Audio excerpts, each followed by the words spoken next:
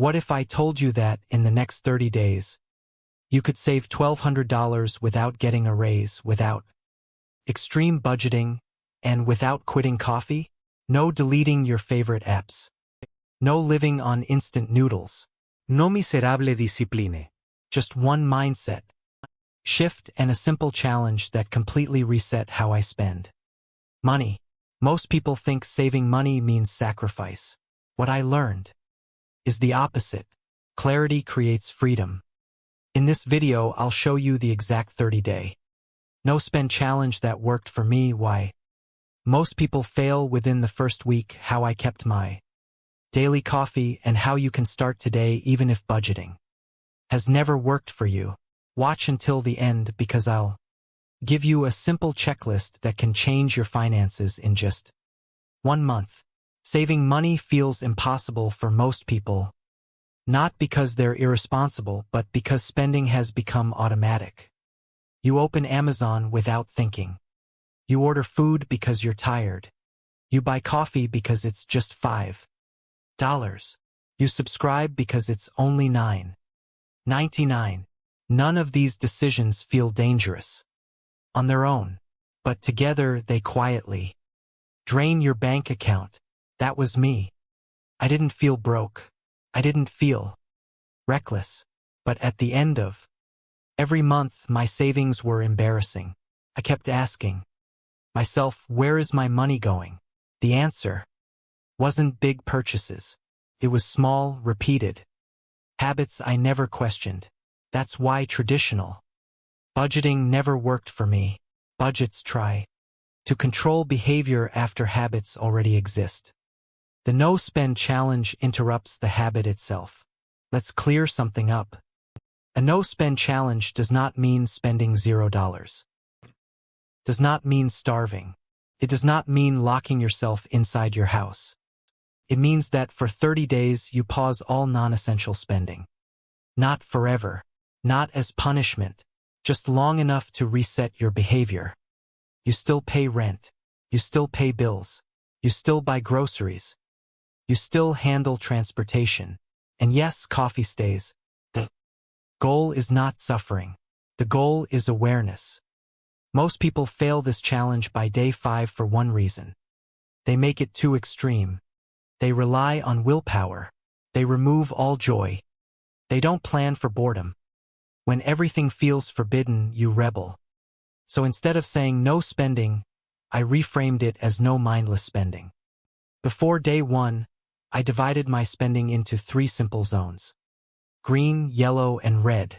Green zone spending is always allowed. This includes rent, utilities, groceries, transportation, bills, insurance, and 1 intentional coffee per day. No guilt. No debate. Yellow zone spending is allowed with rules. This includes eating out only if it's planned or social, entertainment that's free or already paid for, and small convenience spending only if it genuinely saves time. Yellow zone spending requires intention. Red zone spending is completely paused for 30 days. Online shopping, impulse buys, food delivery, random snacks, app purchases, buying things just because they're on sale. This is where the real savings happen. The beauty of this system is that you don't have to argue with yourself.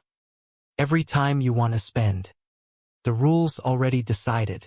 Now let's talk about coffee. Most money challenges fail because they attack comfort first.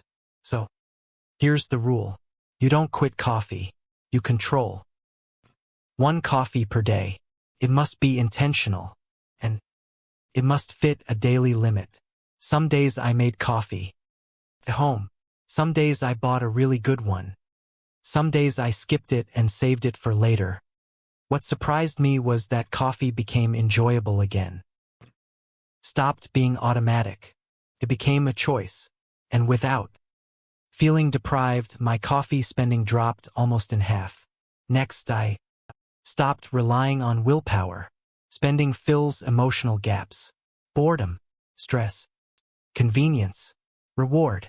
If you remove spending without replacing it, you will fail. So instead of discipline, I used substitutions. Scrolling Amazon became organizing one small area. Ordering food became cooking the easiest possible meal.